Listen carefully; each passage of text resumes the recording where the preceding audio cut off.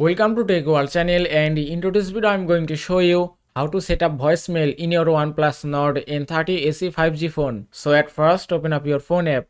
Now from here tap on three dots at the top right corner of your display. Then go to settings option.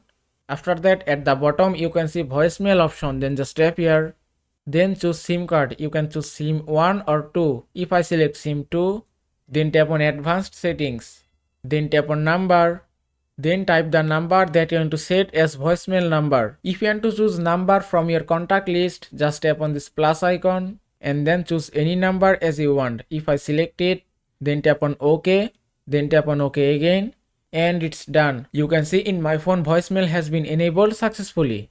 Now if you tap on notifications, from here you can customize your voicemails notifications. You can change ringtone, also enable or disable vibration and anything as you want. And that is how you can set up voicemail in your OnePlus Nord N30 AC 5G phone. I hope this video was helpful. If it was, please give it a like and don't forget to subscribe.